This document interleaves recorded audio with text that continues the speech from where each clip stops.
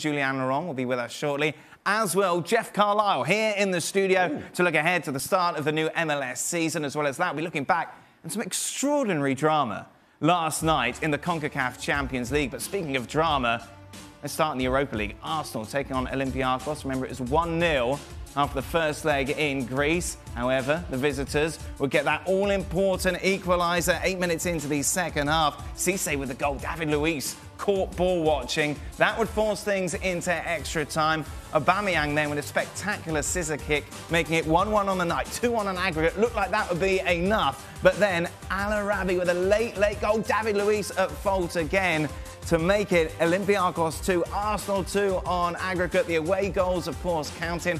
Aubameyang with a late chance to see Arsenal through. He misses it, so it's Olympiakos who make it into the next round. Arsenal out of the Europa League. We'll talk to the boys in the studio at the moment. Let's start, shall we, with Julian Laurent. Jules, we know a big piece of your heart is with PSG. Some of it, though, is reserved for Arsenal. You must be gutted. Yeah, I think it's a tough night to take for all the Arsenal fans. The way it happened, obviously, with the late goal for Olympiakos and then that huge miss by Aubameyang in the last minute at the time of extra time. But also, let's be honest, it was a poor performance. I think the attitude was not right. They looked a bit complacent. They had no shot on target for the first 75 minutes of that game. So in the end, it's a harsh defeat and it's a harsh elimination. But also on the night tonight, they were just off their game too much. Who do you blame more, Stevie? Aubameyang for that late miss or David Luiz and his defending? Oh, that's a tough one. I think at the end of the day, we all make mistakes as players. And the better players learn from the mistakes. Right. And what David Luiz didn't do was he didn't learn from his first mistake with the first goal, because when you're in a zone, regardless of the opposition, when the ball comes in your area, you have to attack the ball. He didn't do it. And he didn't learn because the ball's flung in again at the end of the game and he didn't attack it. So I'd have to say absolutely David Luiz. It's an ongoing issue with Arsenal, defending set pieces. It's a problem area for them.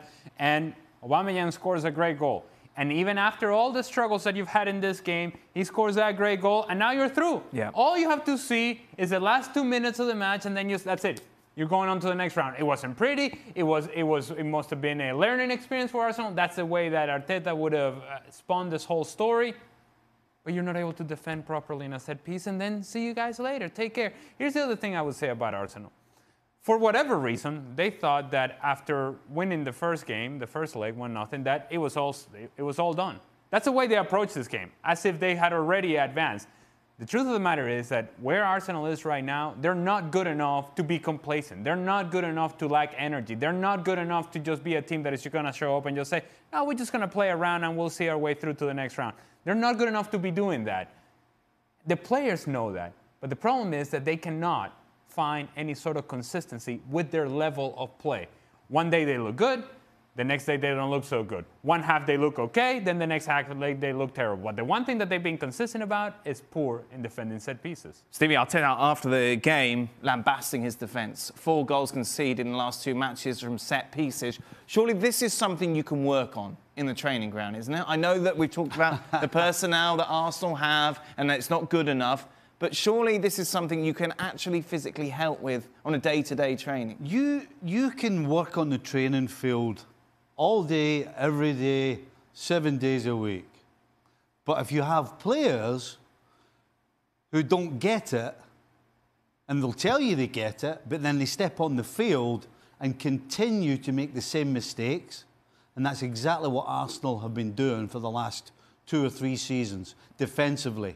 So there comes a time, and I've been saying it all year long, there comes a time when it's not about the tactics or the coach, it's about the personnel. And David Luiz in particular has shown that time and time again he's making mistakes as a centre-back, and it's costing his team. And until there's a change, until David Luiz has moved out of that position and a better player's put in, as you asked me, you can work all day long on a training field, but if you've got players who can't do the job, it isn't changing. Jules, big picture, how big is this defeat for Arsenal, considering you could put up an argument this was a great chance for them to qualify for the Champions League? Yeah, it's a huge blow because of that, obviously, because that was maybe not the easiest way, because they can still finish fifth, let's say, if Man City are banned for next season's Champions League. They're only 4 points behind, but you would fancy them in that competition. So that's a huge blow. It's a huge blow for Mikel Arteta as well, because it's a proper step back of what he's been trying to do, and the results have been okay since he took over. There's been some improvement on the field going forward, especially attacking-wise. Defensively, still the same issues, and he hasn't addressed them well enough at the moment, and they haven't improved enough. But for him, it would be a proper setback. And I think this is the issue tonight. Psychologically, they go again on Monday night in the FA Cup, but that's a hell of a tricky game away from home against a team that would have nothing to lose in a cup game, in a hostile environment, against a team that is playing really well in the lower leagues, but also a team that would love that cup game and love trying to put more pressure on Arsenal, especially after tonight. So the next few games will be very important for the way Arteta try to get his players back on track for Monday night's game. And taking on Ian Darke's beloved Portsmouth. Let's just confirm, shall we, some of the other games. I'll tell you, a lot of drama across Europe today. Very good for the visitors. Obviously, Olympiakos through. Wolves pretty much had it sealed, didn't they, in the first leg? They go through. No problems for Basel. Bayer Leverkusen continued the German club's great form in Europe over the last couple of weeks. Roma through. Sevilla through as well. Manchester United, an easy home victory against Club Brugge. See Solskjaer's side through. Inter are through as well. Celtic, though, out. A couple of late goals for Copenhagen, meaning that the Scottish champions will go no further in Europe. Getafe advance as well after a good first leg against Ajax. All about Manchester City's win against Real Madrid in the press in England and Spain today. Burner Blue sums up England. Meanwhile, in Spain, se derrumbó. Se derrumbó. It collapsed. Derrumbó. The collapse. That's the Madrid-based newspaper Marca. Meanwhile, in Catalonia, Barcelona, Mundo Deportivo says Philly City, happy city. Stevie, you went, of course, with us yesterday. I'm intrigued to get your view on this game. I'll tell you what, I was impressed. Absolutely. You know, how many teams go to the Bernabeu and basically walk out the door deserved winners? Yeah. You know, at 1-0, I was thinking,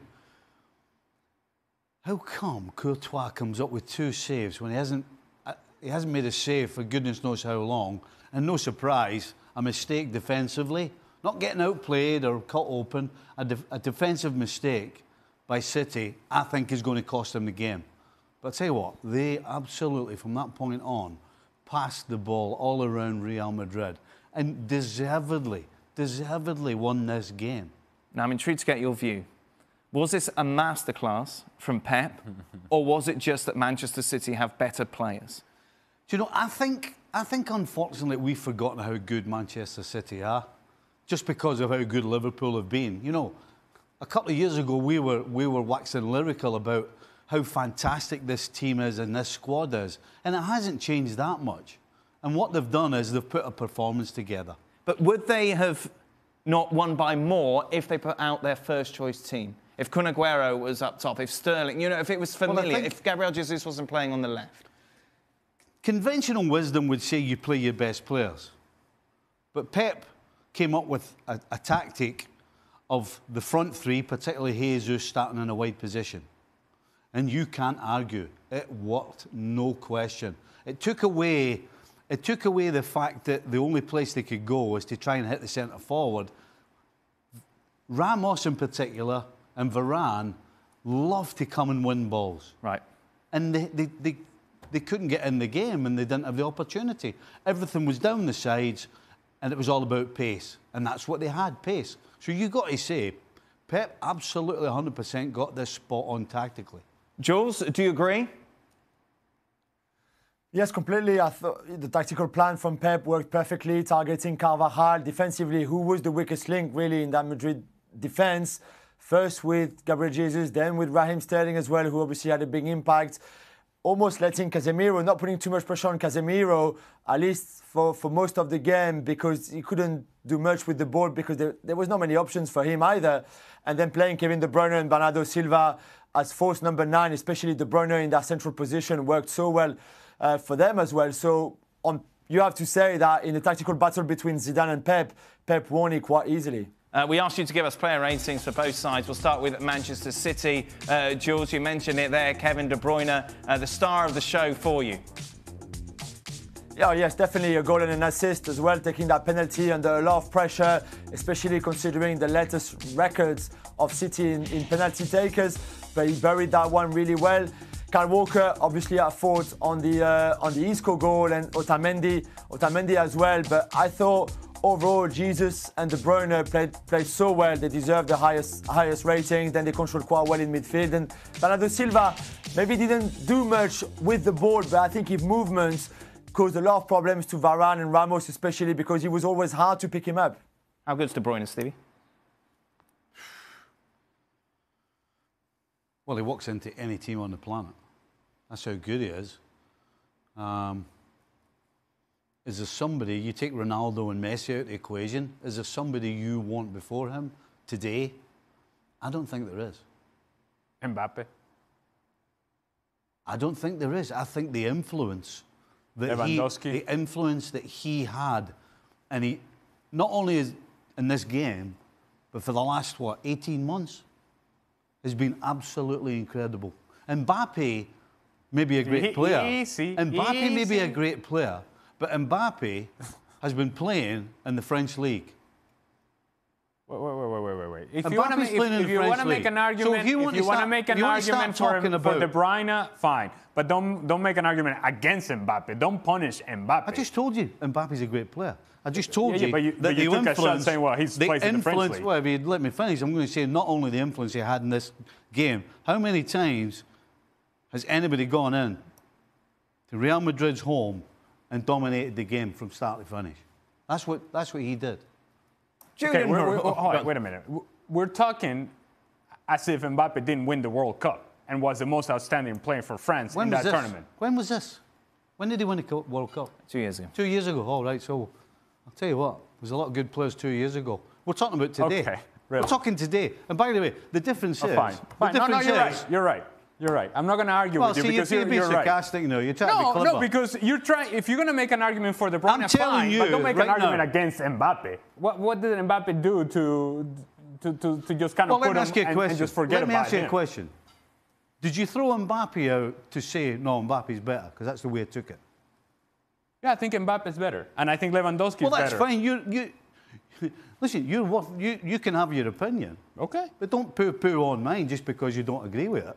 I didn't poo-poo on yours. Well, you did. Your tone was completely poo-poo. Oh, you didn't like my tone? As if I was talking about some second-rate nomad who happened to have a good game. That's exactly how your tone was. If you had watched the show yesterday, you would have heard that I was very complimentary of Kevin De Bruyne and his performance. I know you were. Okay, so I like Kevin De Bruyne. I love me some Kevin De Bruyne. But the question was whether there was somebody else better, or you said that whether there was somebody better than Ronaldo and Messi. What about Pogba? Well, he was fantastic in the World Cup 2 years ago.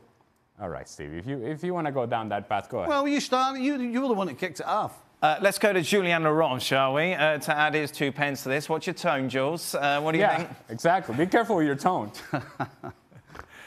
No, I mean, there's a lot of great players that I would have with Kevin De Bruyne in my team, but you have to say that when you play him in that position, I mean, actually, what's his best position? Because the game that he had as a second striker or force number 9 this season, in the first leg of the League Cup against United, he was exceptional. In the league game against Arsenal, or being Arsenal, he was exceptional at the Emirates. Last night, he was exceptional again. But he's also a great box-to-box midfielder. He can play wide. You can play him as a number 10 if you want, behind one striker, 2 strikers. I think he could probably even play as a number 6 because he's that intelligent and he's got so much energy and so much ability on the ball that he's that type of player that one of the top 5 best players in the world right now, without a doubt. He, of course, set up Gabriel Jesus. Obviously, a debate that we've had previously on the show as to whether or not Jesus is the heir apparent to Kun Aguero. No, he's not. And I'm going to watch my tone when I say that. But no, he's not. I agree with you. Yeah. I agree with you. Use any tone you like, because I agree with you. Scored a big-time goal, though, yesterday. Missed a couple as well. Here's the thing. The job that Gabriel Jesus did yesterday, Kun Aguero would not have done. for Manchester City. But the reason that Kun Agüero doesn't do that job is because he doesn't have to in order to stay on the field. Any other person outside of Pep Guardiola would have put Kun Agüero out there and play him as a center striker because he is your best striker. Now, Guardiola took a risk, took a chance, tactical approach. It worked for him, and nobody's going to criticize that and say anything other than, look, Gabriel Jesus did a job, and what a wonderful job it was. But this is not what your best out-and-out striker should be doing. You do it because he can do it for you, and he will sacrifice himself to be out on the field. Simple as that. You don't ask Lewandowski to do that. You don't ask Kun Agüero to do that. You don't ask Lionel Messi to do that. You don't ask the special players to do that job. You ask guys like me to do that job. All right? Guys that are not going to give you the very best and the very best production up top, but can do another job in and around the field. And some will argue that, well, hold on a second, he scored an important goal, but you know what? How long have we been waiting for this guy to do that? We've been waiting a long time. And because he does it once, isn't the time to start, well. Is that harsh, though? He's done it for Brazil, obviously, of course, as well. Has he? I can't remember. Of course. What goals are we talking about here? He scored. What big goals are we talking about? Dan, there's a reason why he comes off the bench. Now, again, you could argue that we're all going to play Aguero, but the truth is, he's had his chance. He's had a lot of chances to solidify his spot in that City team, and he hasn't taken it yet. Jules, where do you stand on Jesus? I think his time will come, but you have to agree that right now Kun Agüero is a better player. He's a better finisher. He's a better striker.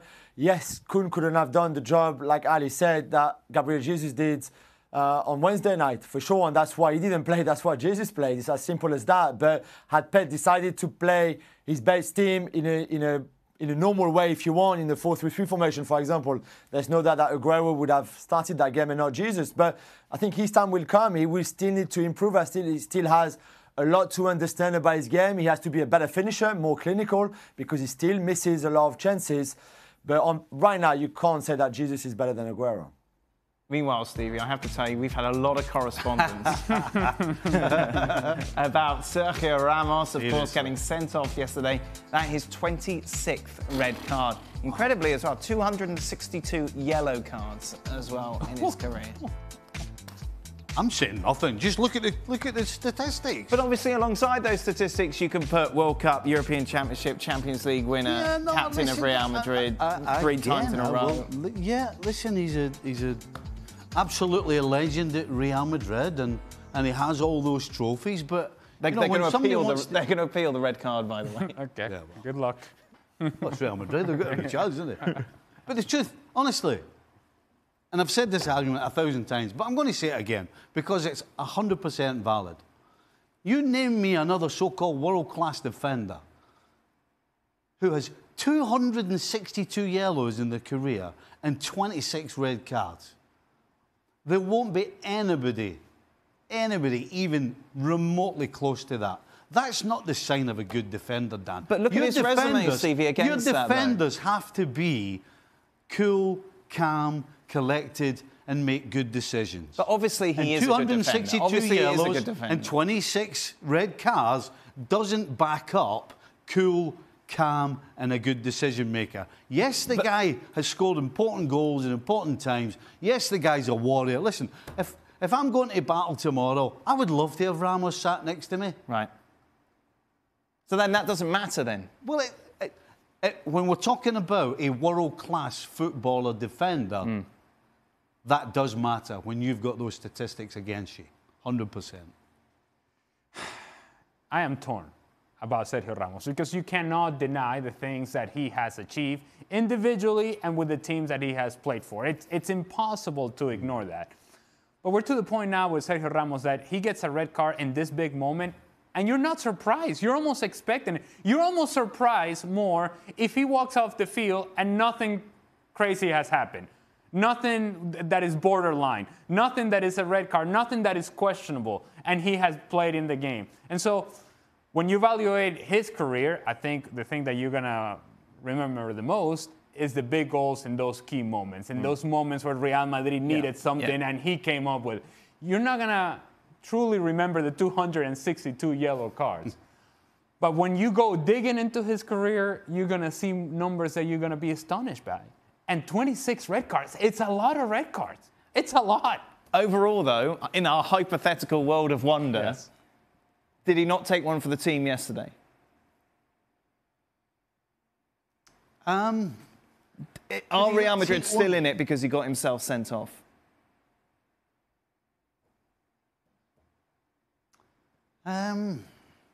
That's a tough one. You're saying that he did like a Valverde I'm saying 2-1 going back to City is better than 3-1. Well, I'm not so sure. I'm not so sure he meant to bring Jesus down.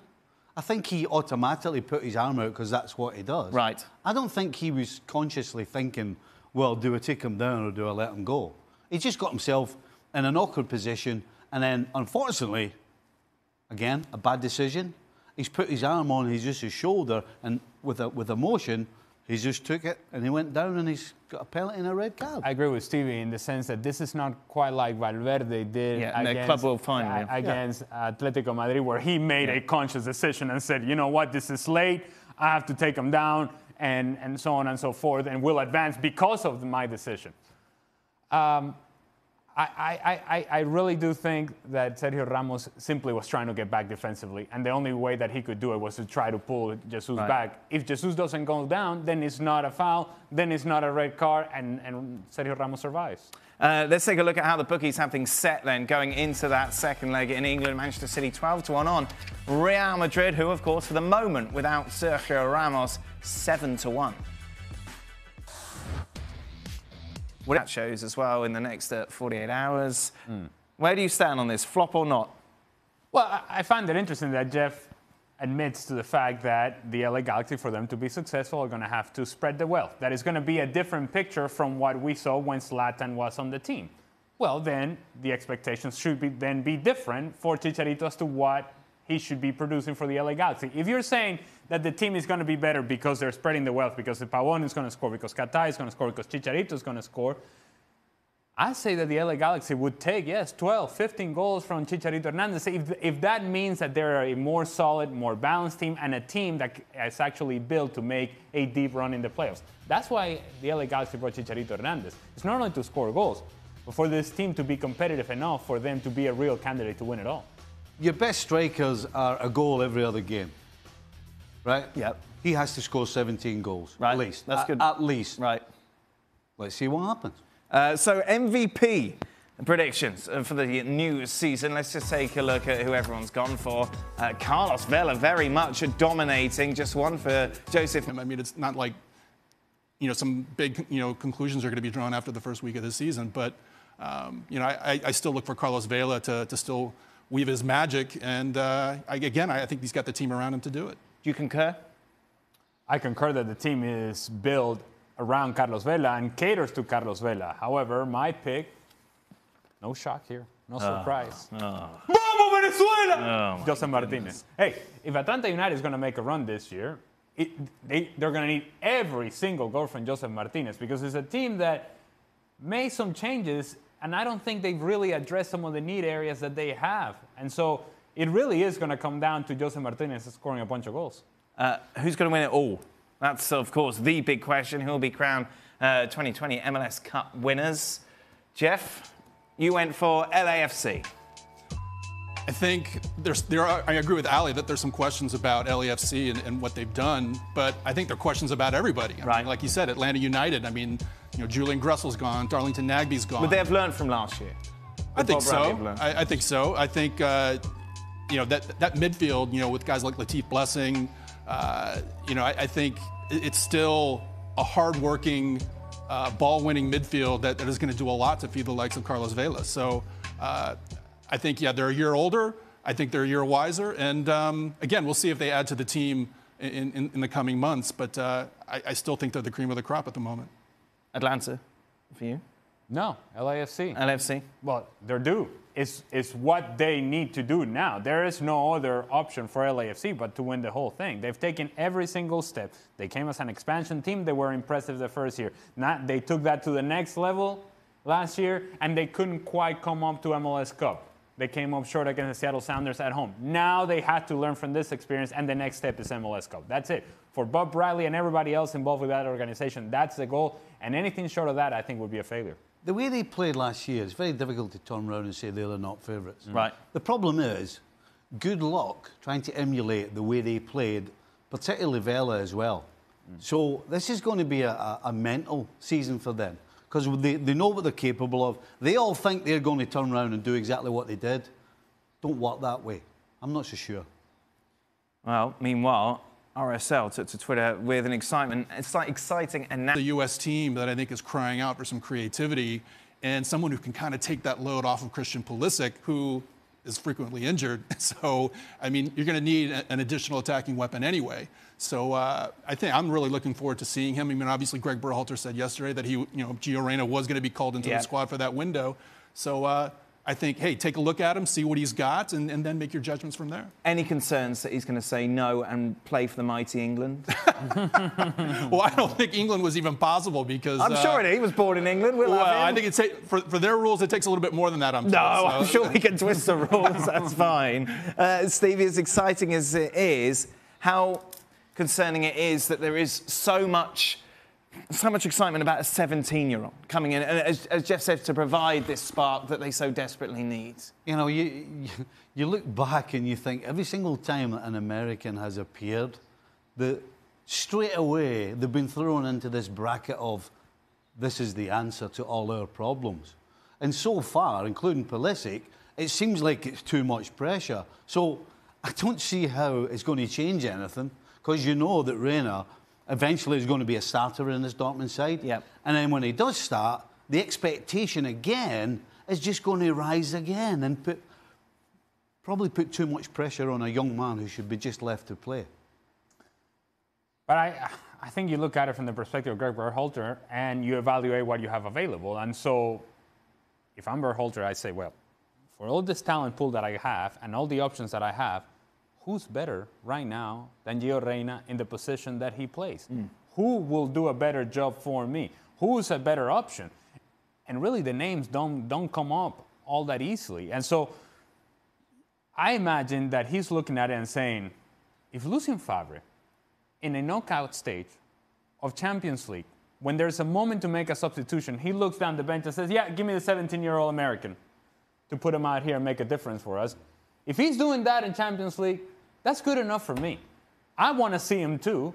If I'm Berhalter, I want to see him out with the national team and see, okay, what does he provide? And I'm evaluating everything that he does from the moment he gets off the plane. Every team meal, every training session, how he carries himself around his teammates, the level of maturity. If he passes all those tests, I'm saying, Gio, go ahead, buddy. You go on and play, because I think you're better than whatever else I got. Is this actually a question mark whether they're going to call him up? No. Well, exactly. So I'm just wondering why anybody would think that. You've got to get this guy capped quickly. Now, it doesn't look like he's going to play for anybody else, in my opinion. But you know what? You don't take the chance. You get him capped, and then it's over. Jeff, thank you very much. Thanks for joining us in the studio. You have to go back to boring old San Francisco now. That's really hard. My pleasure. Goodness me. German Cup, of course, getting exciting now. We'll have it covered here next week. 2 games on the Tuesday. Brugge taking on Fortuna Düsseldorf. Schalke against Bayern Munich. And then Wednesday, Bayer Leverkusen against Union Berlin. It's Eintracht Frankfurt against Werder Bremen in the other quarterfinal. A masterstroke, the front page of L'Équipe, talking about Lyon's 1-0 victory over Juve. Meanwhile, Tutto Sport, this is not Juventus. Julian, what's the reaction been in France to bid back Juve in their performance? Well, I think the front page of L'Équipe sums it up really well.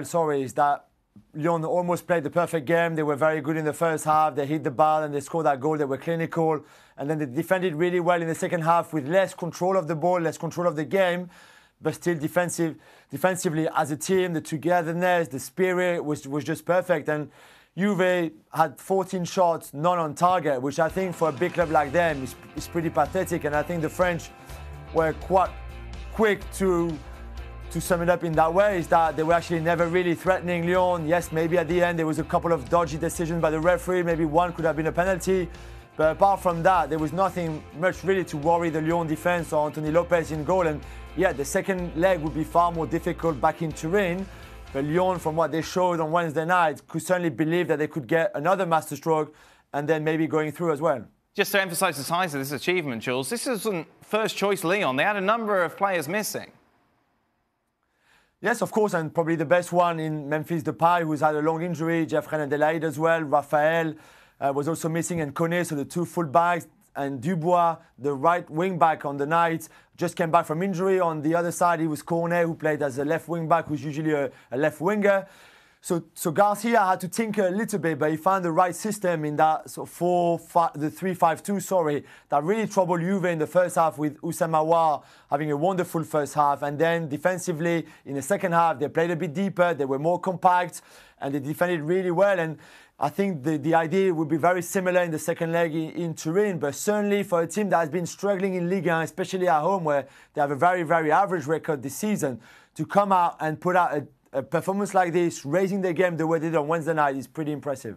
Let's take a look at how the bookies have things set, looking ahead to the second leg. Juve favourites 5-4 on.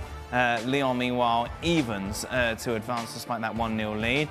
Should we play the percentage game? Yeah, why not? Oh. Why not? What percent, Stevie? Juve to advance? 75%. Oh, quite big then.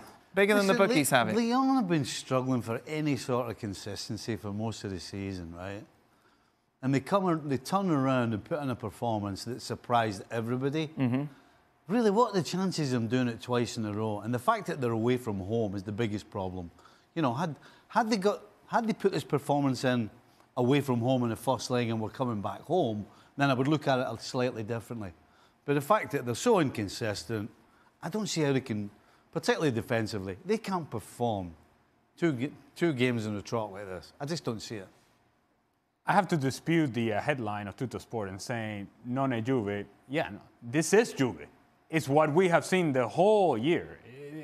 There is nothing about the performance yesterday that is any different than most of the games that Juventus has played this year, where they're predictable and they're dependent on a moment of greatness by Cristiano Ronaldo. And if it doesn't come from him, it doesn't come from anybody else.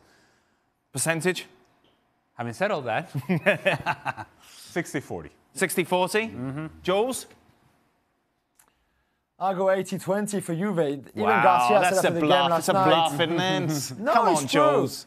Even Garcia said Juve are much better than us. And at home, if you think about last season, for example, where they lost 2-0 at Atletico Madrid and then won 3-0 at home with the hat-trick of Ronaldo, this is a game that they should easily win at home, because Lyon haven't been that good and have been very inconsistent, like Stevie just said. So 80-20 is fair. But that still leaves 20% for Lyon to go through, so we still believe. PSG TV as well, wouldn't it? Kicking in there. Hates Lyon. Barely believing, that's what that is. More reflection on what happened and what went wrong for Juve on the latest edition of the Serie Awesome podcast. Be sure to check it out. It's, of course, a Classico this weekend for all of the questions that you need answered going into that big game at the Bernabeu. Check out Graham Hunter and Sid Lowe's article over on the website. Just a reminder how tight it is at the top of La Liga going into this game. 2 points to separate the big two. Remember, it was goalless, wasn't it? Goalless when they met at the Camp Nou. According to the bookies, tight, isn't it? Real Madrid just favourites because of the home advantage, but not much separates them. We'll be looking at this in more detail on tomorrow's show with Sid, Stevie and Craig. Ali, you won't be here, so before you jet off, let's get your prediction for this. That first meeting was 0-0 and was non-eventful. Very unlike a Clásico. We're going to see it again. Yeah. Non-eventful, similar game in which they're not really going to try to hurt each other, and they're just going to leave everything else in terms of what happens in La Liga when they meet other teams. The difference is going to remain at 2 points. Stevie will give us his prediction tomorrow. Good luck sleeping tonight with that excitement. And until then, goodbye. Welcome into the latest edition of Extra Time. Thank you very much for your tweets. The reason I'm smiling is because I've just read the first one. I don't know what the answer is. Julian is here as well. Has Stevie been sticking to his diet? No. No. But you were telling me about your new routine. We've got listen, So You've just got to work away with things and try and figure out the best way forward. Okay. So the exercise is while playing Mario Kart. Yes. Yeah. On the exercise bike. Yes. 3 minutes playing Mario Kart. Well, if each game, each segment is 3 minutes. Yeah, so you do like a Grand Prix. So I do like a Grand Prix, so I'm playing and bashing it out at the same time. Yep. And in between that, I stop and do some sit-ups. Right. Unfortunately, though, my gosh, I'm absolutely killing me. So I've just got to take it steady. That's it. Got to take it steady. Perfect. And days you work, no drink. Correct. That's it. Yeah. The whole cutting it out And that's completely has not worked. That got blown me out the door. And that starts today. Yes. All right. And how is the form on the sit-ups?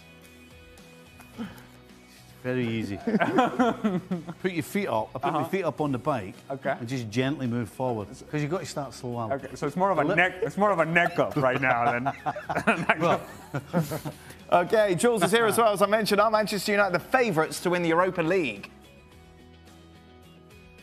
I think they are amongst the favourites. I think Inter, for example, will be there as well if they can play on both the league and the Europa League as well. I think there will be other teams like Bayer Leverkusen, and the German teams are looking really strong as well. But you have to say that United, if there's enough desire from Ole Gunnar Solskjaer to play the Europa League at full strength and not just rotate between the league and the Europa League, but if he goes for it, I think they will certainly have a chance. Bruno Fernandes looked great tonight. It was only Club Brugge and they were down to 10 men after 20 minutes, but still I think Bruno Fernandes looked like an absolute amazing player so far for United, so they will have a chance for sure, and let's wait for the draw tomorrow to see who they will face as well in the next round. Will Man City have any representatives in the Premier League Hall of Fame? We'll see. Premier League announcing today there will be a Hall of Fame. Yeah, look at the excitement here, Jules. Well, you've got to be retired. Like you're saying, the current team is that you're. You've got to be retired. Right. Yeah. Yes. So, where were Man City I know. 10, 15 years ago? Vincent Kompany, I suppose you could argue. Yeah. Yaya Is Toure. definitely a candidate. Yaya Toure, yeah. Nah, I'm going to say no. No. Wow. Jules, who's the first name on the ballot? Not Manchester City, but overall Premier League Hall of Famer. Who are you having number one? Whoa. I think in a very objective way, I think Thierry Henry probably should be the number one. Oh, no. What? What? God, you can't disagree with me, not just because he's French. Actually, I shouldn't say that. On Digital today, I had Alan Shearer and Thierry Henry joint talk. Why couldn't you choose which one should be number one? Because I couldn't separate them. You've only got one vote. No, there's two people getting inducted, so the two of them can get No, in. but you have to choose one There you go, first. thank you. I had Cantona third, by the way. Okay, what do you want, a medal? Still go. Why were pundits celebrating Arsenal being back on the basis of one great half at home against Newcastle and being lucky not to lose at home against Everton, squeaking out a home draw to Olympiakos? Yeah, pundits. I don't think we were celebrating, were we? Honestly. Listen, I can only speak for me, right? And I pointed out that I could see something a little different under Arteta. Yes. Did you forget his name? Did you forget his name? I did, actually. That was all. I was being positive on what I saw that I thought had changed. So that's not celebrating. No. From Shaka Laka Boom Boom. When is Shaka coming back? Well, No idea. No idea. Good luck with that. This is the longest carnival in the Yeah. history of Trinidad and Tobago. We haven't had any pictures or anything yet. No one. Everyone has been very well behaved. You know, Carnival is a 2-day celebration, right? Yeah, well- and Shaka makes it into 2 weeks somehow. Of course. If there's one man who could do it. Oh, yeah, well, yes, not surprised. Why do referees continually insult the fans with reduced stoppage time? In the United Bruges first half, there was 4.5-minute break between penalty call and goal scored, yet only 3 minutes of stoppage time. Yeah, Jules. Oh, boy. I don't know. I don't know. Maybe the math was not good tonight from the referees at United. They couldn't count properly. I don't know. Usually they're pretty good at adding 30 seconds for a serve or a goal or whatever, and then the time from VAR as well. But I don't know. Maybe the United game, they were not really on top of things, I guess. Yeah. Manchester United wins the game 5-0, which they don't do normally these days. Huh? Yeah. And this is what people are getting outraged about. VAR is life. I think this is one of those who just Just can't sleep because of VAR. I know, but just let it go. How about the Bruges manager going to the fourth official saying, "Oi, Yeah, that's enough. enough." Yes. Jules, who's the most boring team to watch? Barcelona or Juventus? Whoa! Oh, you have to go for Juventus. At least Barca have Messi, and Messi, as we've said many times on the show, is just capable of some moment of pure magic. This Juve team, even with Ronaldo in, and even with Dybala in, who, in fairness, at least for example on Wednesday night against Lyon, he tried to do stuff. This was boring. They had no shot on target the whole game. It was just, I thought, pathetic at time against the Lyon side that had been struggling at home in the league, for example, in the French league, that is. So I will go for Juventus.